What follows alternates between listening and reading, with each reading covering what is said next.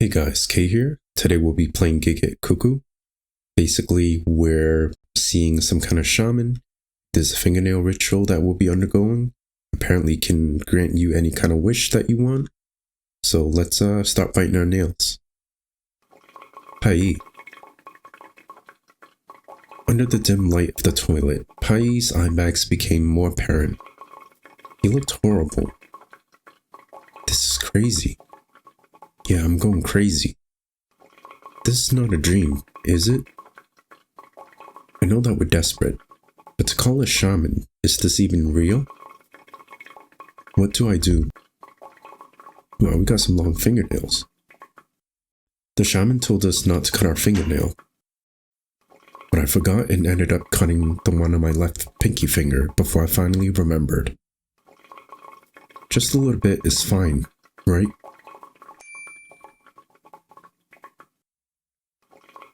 New messages, Medan. I'm outside, hurry up. Guess it's too late to back away now. Pai'e sat on the passenger seat while Medan was driving. They're both uncharacteristically tense today. Uneasy with the silence, Pai'e started a conversation. So we're really doing this? Don't tell me you're getting cold feet again. We already have this talk. We need this money.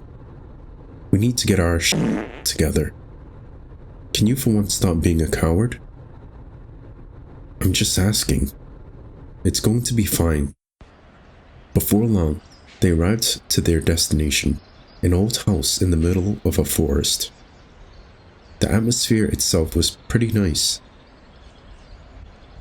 Why do things like this always have to be in the middle of nowhere? For once, can it be in the middle of a shopping mall or something? Wonder what Medan is thinking. What are you looking at? Nothing? He seems agitated. He must be nervous too. Pai'e looked around. He saw a stranger not too far away from him. Seems like another person will be joining us. Should I try to talk to him? Never mind. A black magic ritual place like this is not exactly the place to make friends. Suddenly a voice greeted them from behind. An old woman appeared in Pai'e's line of sight. With a face full of wrinkles, it was hard to tell the old woman's emotion. She must have been the shaman. Get in. All three of them ushered into a room by the shaman. Aside from the three chairs placed in the middle of the room, there was nothing else. The light was dim since the windows in the room were all barred. As the shaman told them to take a seat, Pai'e noticed the singular door at the end of the room, not the one they used to get inside with. That's ominous. Pai'e quickly sat right in the middle, with Medan on his side and the stranger on the right. You all did what I told you to do, right? There's only one thing I told you to do. To not cut your fingernails for a month. Pai'e looked down at his hands. Only the left pinky fingernail was cut. Is this fine? It is only this fingernail. Now remember this well. Throughout this ritual, do not open your eyes until I say you can. Now put your hands on your knees. You need to present your fingernails nicely. The thing will come to you from right to left direction. The shaman pointed to Medan. So the thing will start with you. The shaman pointed to Pai'e. And then to you. The shaman pointed to the stranger. And ends with you. Pai'e's heart was about to thump out of his chest. He could feel every part of his body became sweaty. Again, do not open your eyes until I say you could. Do not open your eyes. Do you understand? Pai'e nodded his head slightly, his mouth too dry to respond verbally. Now close your eyes. The shaman began to produce a low mumbling noise.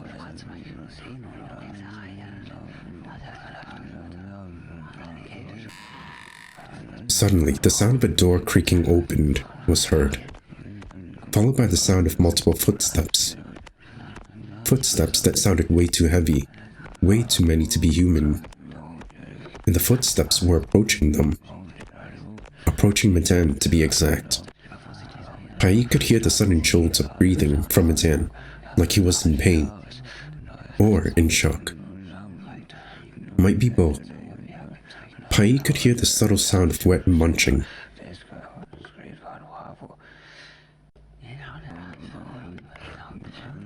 After a while, there was a sound of shuffling. It wasn't long until Pai'e could feel hot breaths on his right fingertips, followed by a wet feeling engulfing his right pinky finger. And he could feel it, teeth scraping his skin and biting and munching on his nail.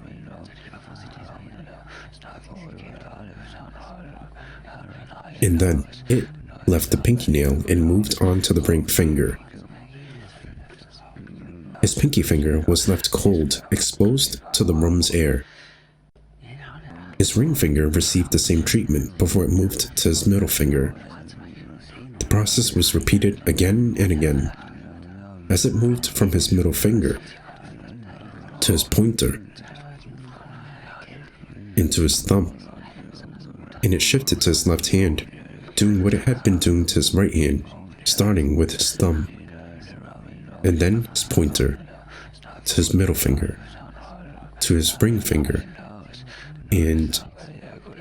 wait, didn't he cut his left pinky fingernail short? There, Pai'e could feel it.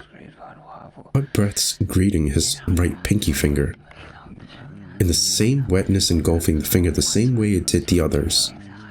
But there was barely any extra length to the nail for the teeth to bite into. Pai'e felt a sharp pain. The teeth bit into his skin. Open eyes?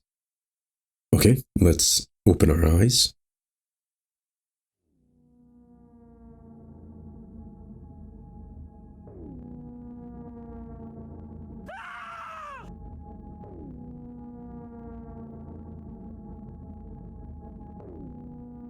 Bad ending? Alright guys, that's a reminder. If you ever go for a shaman ritual, don't cut your fingernails. Let's explore the other ending. Now let's go with no. Pai'e could feel the teeth penetrating his skin. His whole body was shaking in pain.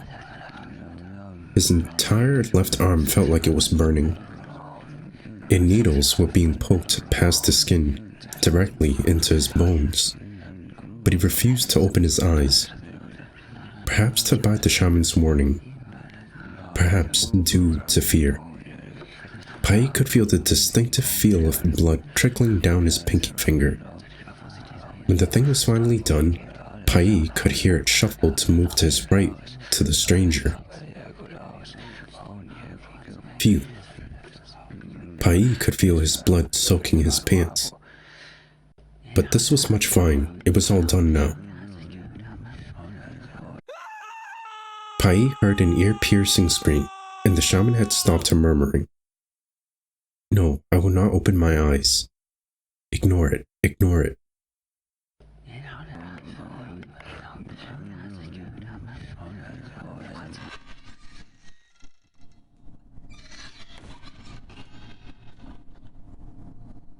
You can open your eyes now. The shaman was looking at Pai'e's pinky finger. Her face remained unreadable. Pai'e looked around and he saw Medan, whose face was pale. But the stranger was nowhere to be found. The only thing that might give him a clue of what had happened was the trail of blood leading to the closed door. Leave. Thank you. Let's not talk about this ever again. Right. Medan looked at Pai'e's bleeding finger. We'll stop at a pharmacy on the way. Good ending. Alright guys, looks like it's the end of Gigit Kuku. If you ever go into a ritual, make sure you listen to the shaman. Remember not to cut your fingernails, and don't open your eyes ultimately, or you're gonna end up like the stranger guy. I'm pretty sure he got killed. This was a very short visual novel. I really love the horror aspect of it. Whenever it comes to like, I don't know, folklore, legend kind of things, I tend to gravitate towards those a little bit more. And the utilization of audio in this game was quite perfect, I would say. Yeah, I hope you guys enjoyed the video. If you did, don't forget to leave a like. Don't forget to comment and subscribe. I'll leave a link to the game in the description. Other than that, take it easy.